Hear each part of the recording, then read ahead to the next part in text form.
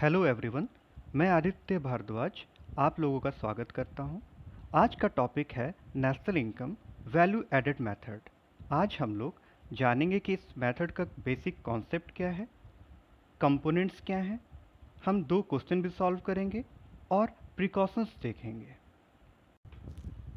आइए सबसे पहले जानते हैं कि इसका बेसिक कॉन्सेप्ट है क्या। ये मेथड जो डोमेस्टिक इनकम या नेशनल इनकम को कैलकुलेट करने के काम में आता है। कैसे कैलकुलेट करते हैं? हर एक स्टेज, प्रोडक्शन के हर एक स्टेज पर जो वैल्यू ऐड किया गया है किसी फर्म के द्वारा, हर एक फर्म्स को जब हम जोड़ देते हैं तब ये मेथड से हम लोग नेशनल इनकम या डोमेस्टिक इनकम कैलकुलेट करते हैं। इससे फ़ायदा ये होता है कि डबल काउंटिंग नहीं होता है, यानी एक ही वैल्यू जो इंटरमीडिएट गुड है उसको हम फाइनल गुड में भी अगर जोड़ेंगे और इंटरमीडिएट गुड को अलग से भी जोड़ेंगे तो डबल काउंटिंग हो जाएगा। तो ये मेथड इस चीज़ को अवॉइड करता है, यानी हर एक स्टेज ऑफ प्रोडक्शन में या हर एक सेक्टर के द्वारा, प्राइमरी सेक्टर, सेकेंडरी सेक्टर या टर्सरी सेक्टर के द्वारा जो वैल्यू एडिशन हो रहा है हर एक स्टेज में, जब हम उसको कैलकुलेट करते हैं तो वैल्यू एडेड मेथड कहलाता है। इस तरीके से जब हम निकालते हैं तो एक हम लोग एग्जांपल देखते हैं। पहला है, ये एक टेबल देखिए। पहले स्टेज में फार्मर है और ये कॉटन उगा रहा है। इसने 200 रुपये में इसे खर्च आया, 200 रुपये का इसने रॉ मटेरियल खरीदा और जब इसके पास से ये प्रोडक्ट निकला तो उसका वैल्यू ₹2000 था, यानी 200 रुपये के वैल्यू के गुड्स को इसने 2000 का बना दिया। ठीक है, कॉटन जब उसके पास से निकला 2000 रुपये का था तो इसने कितना वैल्यू ऐड किया? इसने ₹1800 वैल्यू ऐड किया। अब मान लीजिए सेकेंड स्टेज में आता है थ्रेड प्रोड्यूसर। ये थ्रेड बनाता है। जब इसके पास जो प्रोडक्ट आया इंटरमीडिएट कंजम्पशन, मतलब इसके पास जो रॉ मटेरियल आया, किससे इसने लिया? फार्मर से। फार्मर से इसने लिया, कितने में लिया होगा? 2000 में। ठीक है, यानी जो फार्मर का वैल्यू ऑफ आउटपुट है वहीं अगले स्टेज में थर्ड प्रोड्यूसर का इंटरमीडिएट कंजम्पशन हो जाएगा। ठीक है, अब इसने कितना वैल्यू ऐड किया? 3500। इसके पास जब आया था तब उस प्रोडक्ट का वैल्यू क्या था? 2000। तो उसने ऐड कितना किया? 3500 माइनस 2000 यानी 1500। ठीक है, अब अगला स्टेज है कॉटन मिल का। अब ये थ्रेड जब इसके पास था, थ्रेड प्रोड्यूसर के पास, तो इसका वैल्यू कितना था? 3500। अगले स्टेज में ये ही इंटरमीडिएट कंजम्पशन हो जाएगा, यानी रॉ मटेरियल का खर्च हो जाएगा 3500। अब मिल प्रोड्यूसर के पास से जब ये प्रोडक्ट निकलेगा तो इसका वैल्यू कितना है? 4500। जब इसके पास आया था तो कितना वैल्यू था? 3500, यानी इसने कितना वैल्यू ऐड किया? 1000। सिमिलरली ऐसे आप देखते जाओगे तो हमने वैल्यू एडेड कैसे निकाला? हमने वैल्यू एडेड निकाला वैल्यू ऑफ आउटपुट। देखिए, सबको जो वैल्यू ऑफ आउटपुट है सबको हम ऐड कर देंगे, माइनस इंटरमीडिएट कंजम्पशन। ये जो इंटरमीडिएट कंजम्पशन है इसको ऐड कर देंगे। कितना आया? 17000 आया value of output. Intermediate consumption आया 10200 और वैल्यू एडेड कितना आया? 6800। यानी जब आप इसको ऐड करोगे तब भी इतना ही आएगा, या इससे इसको सब्ट्रैक्ट करोगे तब भी इतना ही आएगा। यानी वैल्यू एडेड होता क्या है? Value of output minus intermediate consumption. आइए अब इसके कंपोनेंट्स को हम थोड़ा डिटेल में जानते हैं। पहला कंपोनेंट है वैल्यू ऑफ आउटपुट। देखिए, वैल्यू ऑफ आउटपुट होता क्या है, ध्यान से देखिएगा। It is the market value of all goods and services, all goods and services produced in a year by a firm. ये जीडीपी के डेफिनेशन से अलग है। ठीक है, जीडीपी में हम क्या पढ़ते थे? All final goods and services, लेकिन ये क्या है? ऑल गुड्स एंड सर्विसेज, यानी इंक्लूसिव ऑफ इंटरमीडिएट गुड्स। ठीक है, यानी value of output simply define करना हो तो एक साल में जितने भी गुड्स एंड सर्विसेज प्रोड्यूस हो रहे हैं ना डोमेस्टिक टेरिटरी के अंडर में, तो उसको हम कह देंगे कि वैल्यू ऑफ आउटपुट है। ठीक है, अगर इसको हम फॉर्मूला में अगर जानना चाहें तो क्या है? वैल्यू ऑफ आउटपुट क्या होता है? Sales, change stock. और ये किसी भी बुक में जनरली देखने को नहीं मिलता है, इसे इग्नोर कर दिया जाता है।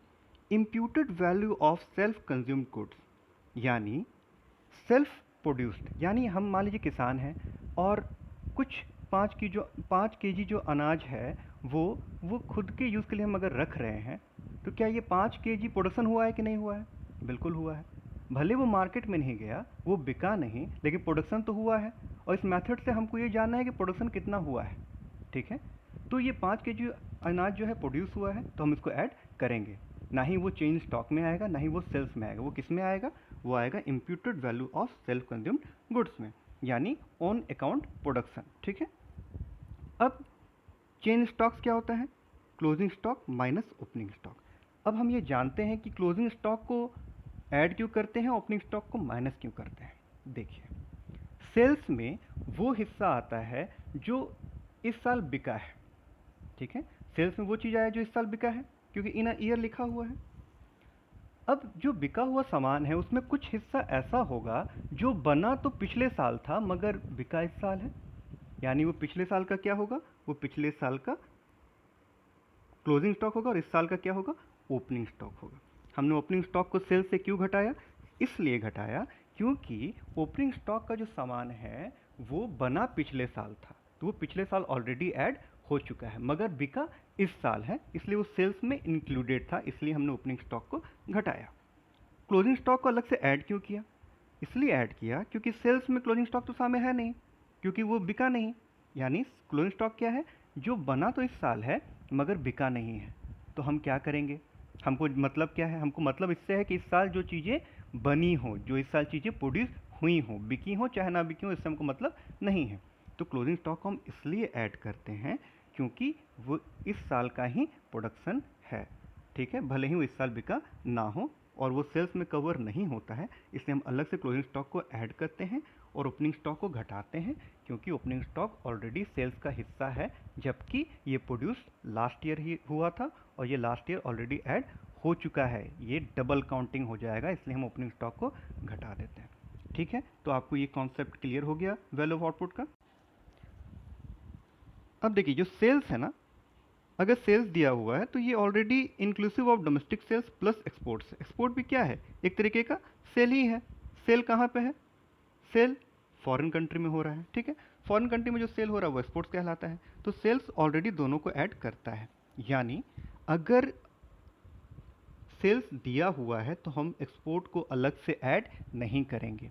एक बात समझिए, जब भी न्यूमेरिकल आएगा तो कोई ज़रूरी नहीं है कि जितने सारे आइटम्स उसमें दिए हुए हैं सबको हमको इस्तेमाल करना ही है।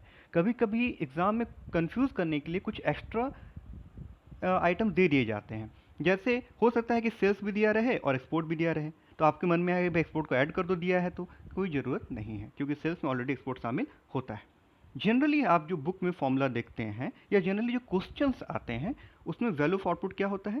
Sales plus closing stock minus opening stock या चेंज इन स्टॉक आप कह दीजिए। ठीक है, यानी वो जो हमने कहा ना इम्प्यूटेड वैल्यू जो होता है सेल्फ प्रोडक्शन का, सेल्फ प्रोड्यूस गुड्स का, वो जनरली नहीं होता है। ठीक है, लेकिन हमें जानना चाहिए। चेंज इन स्टॉक नेगेटिव हो सकता है, इसलिए कोई पैनिक बटन मत दबाइएगा। हमें कभी कभी क्या होता है, यूजुअली जो चीज़ें हम देखते हैं और बोर्ड में एग्ज़ाम में या किसी और एग्ज़ाम में जब अनयूजुअल क्वेश्चन आता है तो हम बिल्कुल घबरा जाते हैं। तो जान लीजिए चेंज स्टॉक नेगेटिव हो सकता है, यानी ओपनिंग स्टॉक क्लोजिंग स्टॉक से ज़्यादा हो सकता है। अब दूसरा आता है component intermediate consumption. Intermediate consumption simply क्या है? जो इनपुट्स, जो रॉ मटेरियल्स यूज़ कर रहे हैं फर्म्स फर्दर प्रोडक्शन के लिए, फर्दर वैल्यू एडिशन के लिए, उसी को हम क्या कहते हैं? Intermediate consumption. यानी इंटरमीडिएट गुड्स एंड सर्विसेज का जो कंजम्पशन होता है ना प्रोडक्शन करने में, प्रोडक्शन प्रोसेस में फर्म्स के द्वारा, उसी को हम लोग इंटरमीडिएट कंजम्पशन कहते हैं। ध्यान रहिएगा, इसमें क्या आता है? Raw materials and inputs.